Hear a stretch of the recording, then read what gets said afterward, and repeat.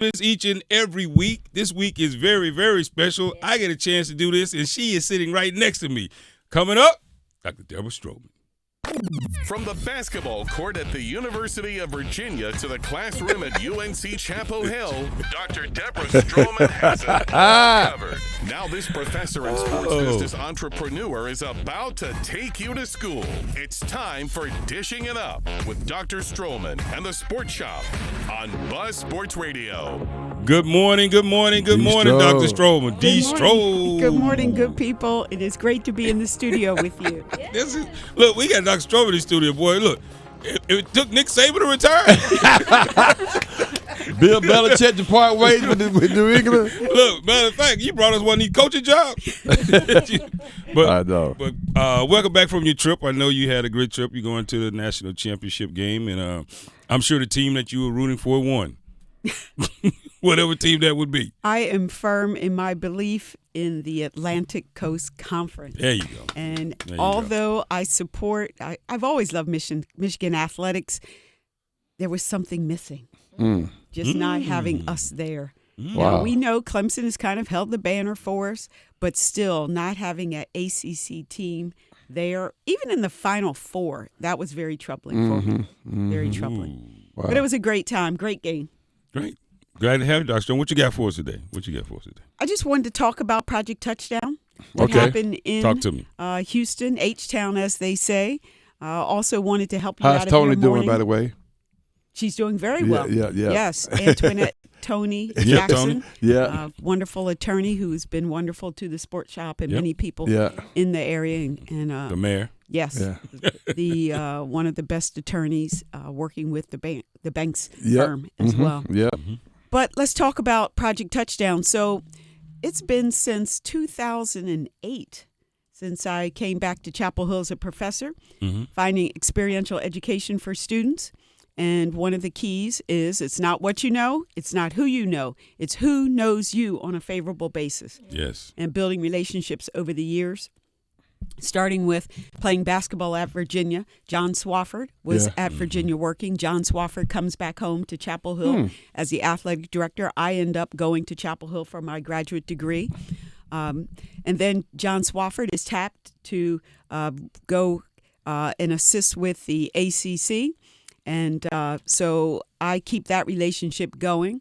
The commissioner of the ACC, he works with Mike Kelly, who was the deputy commissioner or running football for the ACC. I built a friendship there. Mike Kelly is tapped to become the first person to run the college football playoff. So that relationship continues. okay. And I say, Mike, can I bring students? And fast forward, here we are in 2023. I think Wow. I've done all but two games. We had a pause during the COVID years. But I was able to bring Very nice. 3 Tar Heels this year and a North Carolina A&T Aggie. That's awesome. Very nice, Dr. Stroman. Yes, brought Deja Garner from A&T, Omar Bidding from UNC Chapel Hill. I brought Layla Turner from UNC Chapel Hill and Olu Kopano from UNC Chapel Hill, all interested in sports. And we just had a wonderful time working the game. We worked.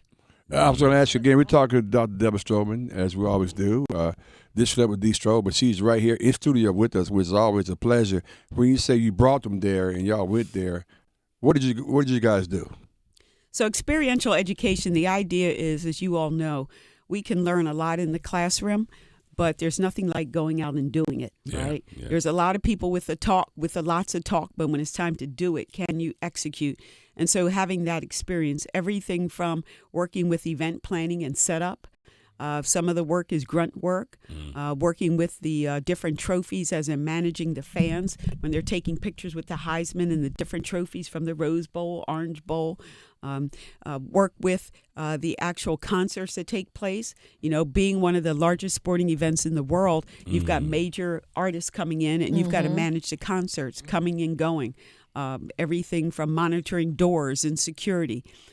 Game day, we were very, very blessed to be on the team to actually take the American flag out on the field, the pageantry, the banner, and that is a lot of practice. Wow. We must have stood in totality just in practice for at least 5 hours. It is that important because you don't want that flag to touch the ground. And so you have, I would say, probably about 60 to 70 people carrying that flag out. And then 2 of my students actually held the banners. So if you go back to rewind and look at the pregame activities, you'll see the practice. I mean, you'll see the actual live footage there. Security, the marketing, just everything to do with a sporting event, and the students had had the ability to have access to that type of experience. Wow. We're talking to Dr. Stroman. My question would be, because I know you've gathered the students that you took and kind of unpacked their experience, what were some of their takeaways from that experience? The takeaways, first, just understanding the significance of being there. Mm-hmm. Most people don't ever have the experience of seeing what goes on behind the scenes in a major, major sporting event. Feeling very blessed to be able to talk to a lot of sport business leaders like yourselves, talking to people in the media. I was able to connect one student, Deja from North Carolina A&T, with Coy Wire, who is CNN, Headline News, ESPN, and talk to him about being a news reporter, giving her opportunities, talking to people who are actually employed with the college football playoff, from Ryan Hall, who was very, very gracious, helping them with internships, helping them to understand the importance between giving and taking, right? I think we're all takers, but we need to give more than we take. Certainly learning lessons about being on time. You really need to be on time. You need to get up and be ready. If something starts at 7 o'clock a.m. or 8 o'clock a.m., it doesn't mean you walk in the door at that time. It means you're ready to work at 7 a.m. or 8 a.m. I was trying to make sure that I pull back with directions. Where are we supposed to be at what time?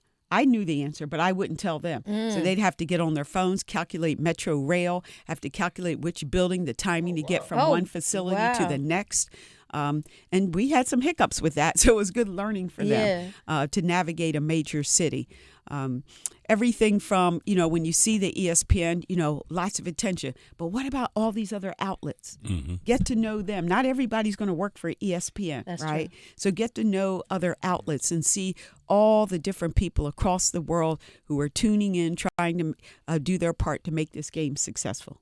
Awesome. That's Outstanding. good. Great takeaway. We're talking with Dr. Deborah Stroman, same as we do each and every Thursday. But this Thursday, Deborah, she's here in studio with us talking about, what'd you call it, Project Touchdown? Project Touchdown. Project That's what I Touchdown. named it. Football. Outstanding. There you go. Outstanding. Project Touchdown. And you just talked about the experience that the young people had and kind of walking them through. And then some of the actual training on this is how you conduct yourself and how you transition into a professional environment. Over the years, you just talked about how how long you've been doing it. Over the years, what's probably one of the things that surprised you most about Project Touchdown? Because you were a basketball player, you really do, you didn't play football, of course, but about football and how big this actually is in the big scheme of things. No doubt, even though it's an American product, it is a global product. So people are tuning in. At this level, looking at the similarities between pro football and I won't even say Power 5, Power 6 conference. I'm talking about the elite football teams and how it really is a pro operation. It's pretty noticeable with basketball now. We look at the shot where you see the coaches, and now we're seeing just as many coaches as players on a bench, right? And it's very noticeable. Like, look at all the suits versus the players. But in football, it's the same thing, but it's magnified. I mean, you just see so many people who are a part of the support system for these guys. I do know football. I was a football manager in high school, and grew up in outside of Philadelphia area. We love football. So I've always been in tune with it. When I first finished up at Virginia and I served as a national director for the NCAA's Volunteers for Youth program, which is similar to a Big Sister, Big Brother program, we traveled the country making sure that each location, each university was doing what they're supposed to do with their chapter. So I had the opportunity to visit Alabama, had the opportunity to meet Bear Bryant, and he gave me a signed picture. And then when he passed away, I wasn't at the funeral, but I was at his gravesite and took pictures there. So Alabama's always special to me. Elmwood Cemetery, yeah, that's right there in Birmingham. That's interesting. Let me ask you again. We talked about Deborah Stroman, DishinItUp, Distro. I know we got a break, but I want to ask this one question. Obviously, exposing those kids to those environments, people see them, they see people. I think that's similar to when people are trying to move up in the world, with corporate America, meet executives, things of that nature. Even coaches, being in those environments, knowing people, and making those networking connections.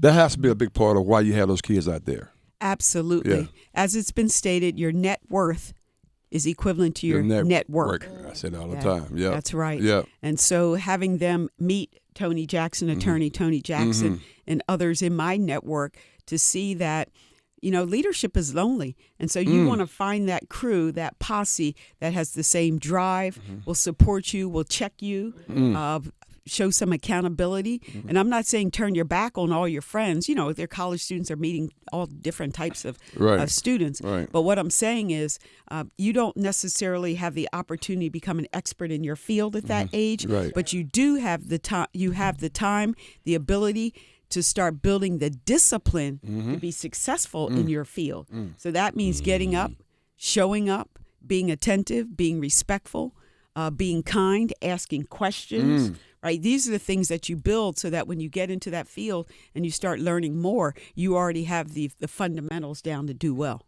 100%. Outstanding. We're talking with Dr.